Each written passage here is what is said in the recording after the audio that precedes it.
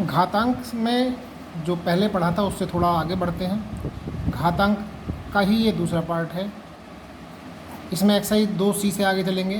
पहले मैं जो पहली एक वीडियो में कुछ फॉर्मूले बताए थे मैं उनका रिवीजन करा देता हूँ, जिससे आपको पढ़ने में सुविधा रहेगी।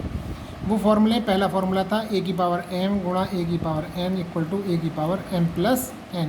यदि a की घात m है, a की घात n की गुणा करते हैं, आधार समान हो, गुणा करने पर इनकी घातें आपस में जुड़ जाती हैं। दूसरा फॉर्मूला था a की घात m बटे a की घात n। इसका मान हो जाता है जब भाग दिया जाता है, आधार समान है तो घातें आपस में घट जाएंगी। तीसरा फॉर्मूला था a की घात m की घात n। यदि ऐसा है तो ये घातों की आपस में गुणा हो जाती है। चौथा फॉर्मूला है a की घात 0। मैंने बताया था a की घात 0 का मान 1 होता है। इसमें कुछ फॉर्मूले मैं और आप ऐड कर देता हूँ। जैसे पाँचवा फॉर्मूला है a की घात m है, तो इसको हम लिख सकते हैं a की घात बटे में करके 1/-m लिख सकते हैं। या a की घात -m है तो इसको 1 बटे a की घात m लिखा जा सकता है। इसका मतलब जब घात ऊपर जाएगी तो हमारी प्लस की हो जाती है, यानी चिन्ह बदल जाता है इसका। माइनस की है तो प्लस हो जाएगा, प्लस वाली है तो माइनस हो जाएगा। इसी को आधार बनाते हुए हम एक्सरसाइज 2C का अध्ययन करेंगे। 2C में 2C जो हमारी एक्सरसाइज है NCERT की, उसका पहला क्वेश्चन इसमें दिया है 12 गुणा 12 गुणा 12 गुणा 12 गुणा 12 गुणा 12। इसे घातांक के रूप में लिखना है। 12 की कितनी बार गुणा हो रही है ये चेक करते हैं। 1 2 3 4 5 6, यानी कि आधार इसका 12 हो जाएगा, घात इसकी 6 हो जाएगी। यही हमारा इसका आंसर हो जाता है। बहुत साधारण सवाल होते हैं, बहुत सिंपल सवाल होते हैं। बस मुख्य बात है कि हम उन्हें ध्यान से पढ़ें, ध्यान से आसानी के साथ करे जा सकते हैं। क्वेश्चन नंबर 2 है इसका। ये दिया है 15,625। इसको आधार 5, आधार 25 और आधार 125 के घातीय संकेतन में लिखना है। संकेतन में लिखना है। इसमें क्या करेंगे, सबसे पहले इसके टुकड़े करेंगे। 15,625 इसके टुकड़े करने के लिए क्या करेंगे हम, जिसके अंत में 5 या 0 आती है, मैंने बताया, पहले भी बताया था कि वो 5 से कट जाती है संख्या। 5 से काटेंगे, 5 तिया 15 हो जाएगा, 5 एकम 5 हो जाएगा, 2 10, 5 पंजे 25, 5 से फिर 5 छंग 30, 5 दूनी 10, 5 पंजे 25।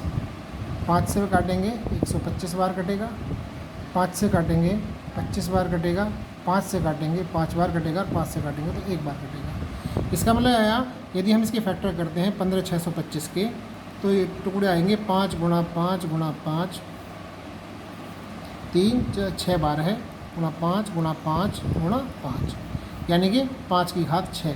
ये तो हमारा पहले वाले का आंसर हो जाएगा। इसका आधार 5 पर घात कितनी आएगी 6।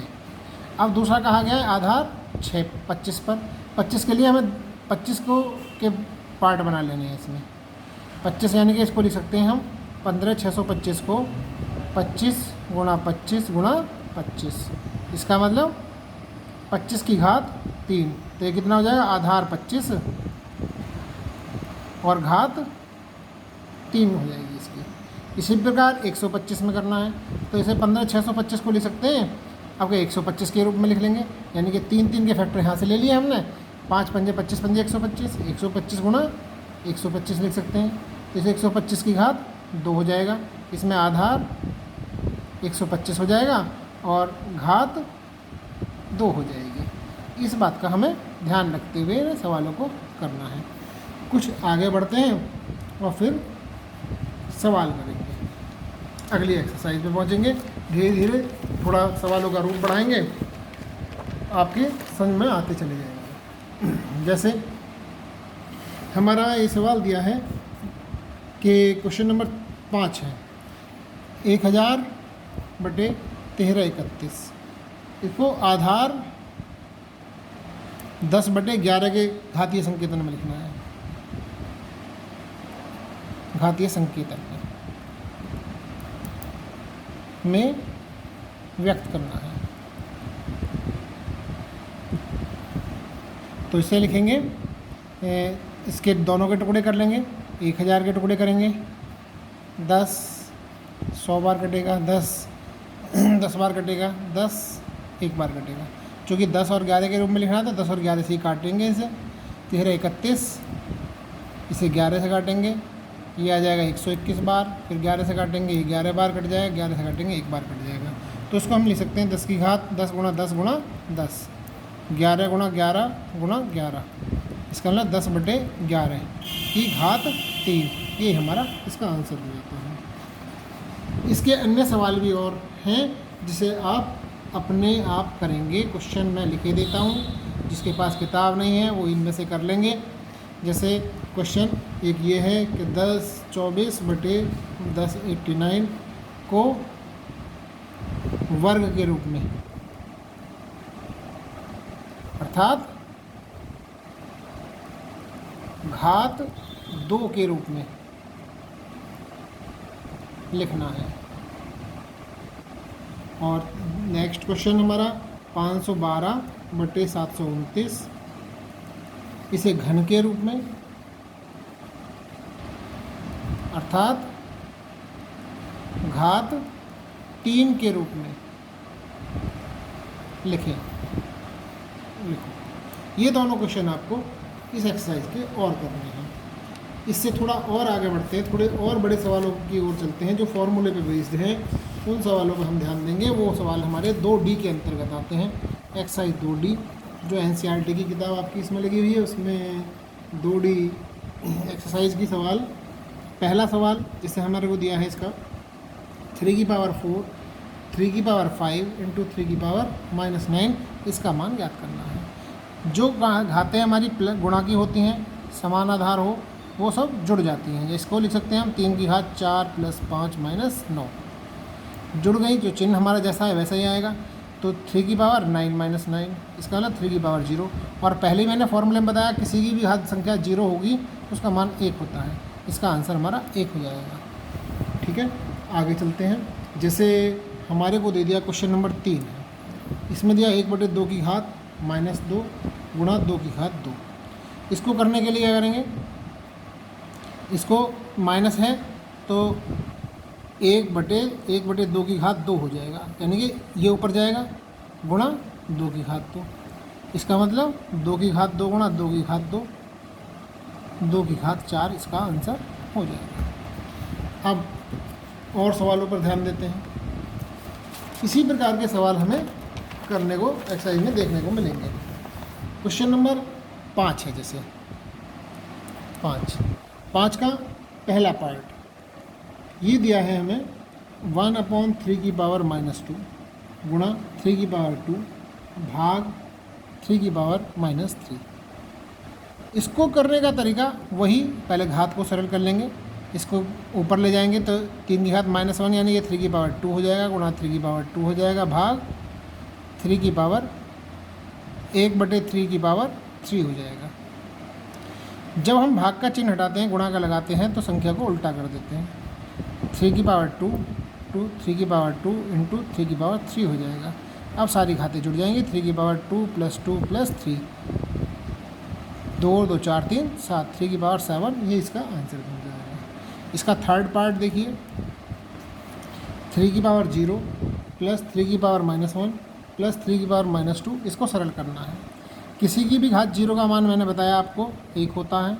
इसको लिख सकते हैं 1/3, चूँकि एक घात है तो 1 को लिखना ज़रूरी नहीं होता है, प्लस 1/3 की घात 2 हो जाएगा। इसको यदि मैं सरल करता हूँ तो इसका एलसीएम आ जाएगा 9। यहाँ चूँकि 3 की घात 2 बराबर 9 होता है, यहाँ 9 + 3 + 1, 9 और 3 12 13/9 इसका आंसर हो जाता है। क्वेश्चन नंबर 6 ये दिया है 2 गुणा 3 की घात 6 गुणा 6 की पावर -3 का मान ज्ञात करो। इसमें 2 की घात 6 गुणा 3 की घात 6 गुणा, इसे 1/6 की घात 3 लिख सकते हैं। चूँकि इन दोनों की घात सेम है तो हम क्या करेंगे, 6 की घात 6 गुणा 1/6/3। जब बटे में होती है तो घात घट जाती है, 6/6 - 3 6/3। ये इसका आंसर हो जाएगा। बहुत सिंपल सवाल होते हैं। 2 सवाल मैं और बताता हूँ।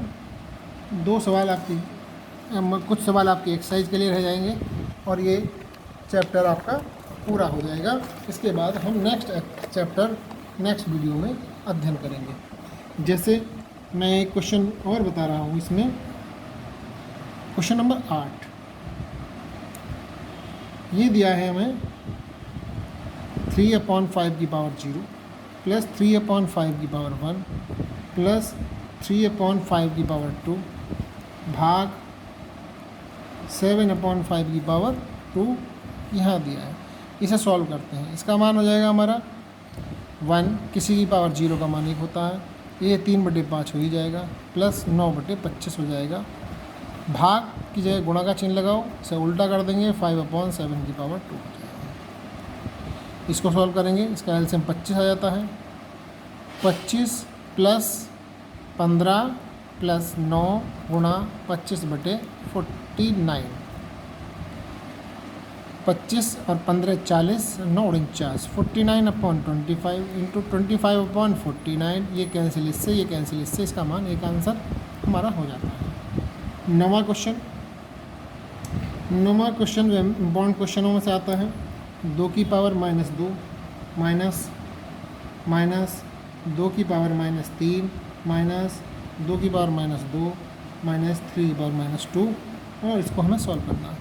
घातांक एक ऐसा अध्याय है जो हर कंपटीशन में इस टाइप के सवाल हमें देखने को मिलते हैं, तो इसे हमें अच्छी तरीके से समझना ज़रूरी होता है। घातांक पर बेस्ड किसी भी टाइप का पेपर हो कंपटीशन का, नौकरी के लिए, सभी में घातांक का क्वेश्चन ज़रूर आते हैं। -1/2 की घात 2 प्लस -1/3 की घात 2, इसे 2 की घात -2 माइनस, इसको भी लिख सकते हैं -1/2 की घात 3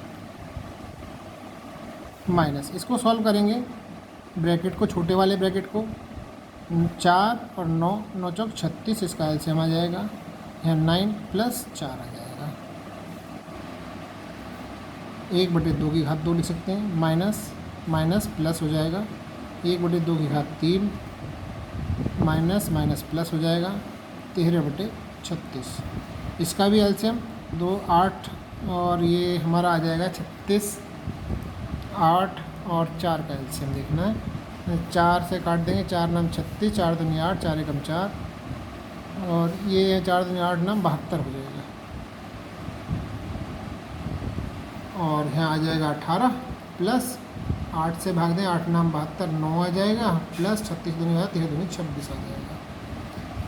26 और 8 34, 44, 44 9 53, 53/72 इसका आंसर हो जाएगा। एक्सरसाइज के कुछ और सवाल, इस टाइप के कुछ सवाल अपने पास से बना सकते हैं। कुछ भी लिख लीजिए आप सवाल, और यदि नहीं होता है तो आप भी ग्रुप पर डिस्कशन कर सकते हैं इस टॉपिक पर। यानी ये घातांक इसी के साथ हमारा पूरा होता है। घातांक से आगे हम दूसरा अध्याय अगली वीडियो में पढ़ेंगे, लेकिन इसमें फिर मैं कह रहा हूँ घातांक को अच्छी तरीके से समझना चाहिए, क्योंकि कंपटीशन में इस पर आधारित सवाल आते हैं, और बार बार आपको इसके सवालों का पुनरावृत्ति करनी चाहिए।